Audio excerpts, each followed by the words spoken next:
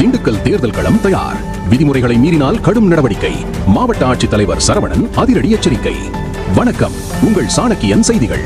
தமிழகத்தில் 2026ஆம் ஆண்டு நடைபெறவுள்ள சட்டமன்ற பொதுத் தேர்தல் திருவிழா களைகட்ட தொடங்கியுள்ளது. இதற்கான முன்னேற்பாடு பணிகள் குறித்த ஆலோசனைக் கூட்டம் திண்டுக்கல் மாவட்ட ஆட்சித்தலைவர் அலுவலகத்தில் இன்று மிக முக்கியமாக நடைபெற்றது. இந்த ஆலோசனைக் கூட்டத்திற்கு மாவட்ட தேர்தல் அலுவலரும் மாவட்ட ஆட்சித்தலைவருமான திரு சரவணன் அவர்கள் தலைமை தாங்கி பின்னர் செய்தியாளர்களை சந்தித்தார்.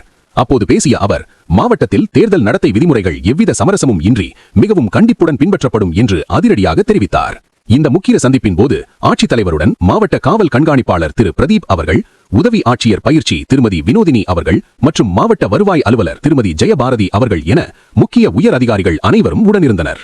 வாக்குச்சாவடிகளின் தயார் நிலை குறித்தும் பொதுமக்களின் பாதுகாப்பு பணிகள் குறித்தும் விரிவான ஆய்வுகள் மேற்கொள்ளப்பட்டுள்ளதாக மாவட்ட ஆட்சியர் பெருமிதத்துடன் தெரிவித்தார்.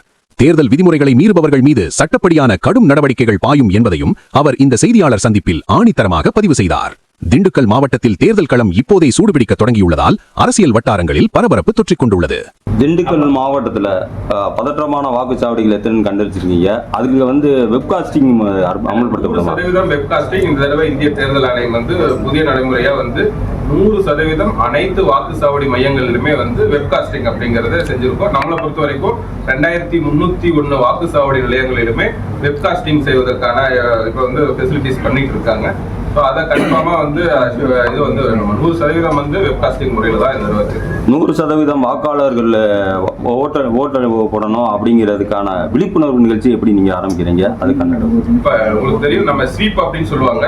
பொதுமக்கள் மத்தியில குறிப்பா ஒவ்வொரு கேட்டகரியில எங்கெங்கெல்லாம் லோ டர்ன் அவுட் சென்ற எலெக்ஷன்ல எங்கெங்கெல்லாம் வாக்கு சதவீதம் கம்மியா இருக்குங்கிறத பார்த்துட்டு அந்த இடங்கள்ல தனியா ஒரு மாவட்ட அளவிலான ஒரு அலுவலர் நியமிக்கப்பட்டு ஒவ்வொரு தொகுதிக்கும் ஒவ்வொரு பகுதிக்குமான சிறப்பு நிகழ்ச்சிகள், விழிப்புணர்வு நிகழ்ச்சிகள் முதல் தர ஓட்டு போடக்கூடிய ஃபர்ஸ்ட் டைம் ஓட்டர்ஸ்க்கும் சரி, அதே போல எந்தெந்த பகுதிகள்லாம் குறைவான வாக்குப்பதிவு இருக்கோ அந்த இதெல்லாம் எடுத்து வச்சிருக்காங்க. ஸோ அதுல இப்ப நம்ம இந்த டிபேஸ்மெண்ட்லாம் முடிஞ்சோன்னா அதுக்கான திட்டமிட பணிகள் நடந்துட்டு இருக்கு. ஸோ கட்டாயம் நீங்க சொல்ற மாதிரி 100% வாக்குப்பதிவு அப்படிங்கிறது நம்ம எல்லாருடைய நோக்கமா இருக்கு. கண்டிப்பா அதை நோக்கிய அனைத்து பணிகளும். சார், 85 வயசுக்கு மேல உள்ளவங்க, அப்புறம் 60% உள்ள மாற்றுத்திறனாளிகள் வீட்டிலேயே இருந்து ஓட்டு போடலாம் அப்படிங்கிறது அந்த பட்டியல் தயார் பண்ணிருக்கீங்களா? அதுக்கான நடவடிக்கை என்ன? ஆப்சென்டீஸ் ஓட்டர் என்று சொல்லக்கூடிய மாற்றுத்திறனாளிகள் மற்றும் 85 ஓட்டர்ஸ்க்கான லிஸ்ட் இப்ப எடுத்துட்டு இருக்காங்க.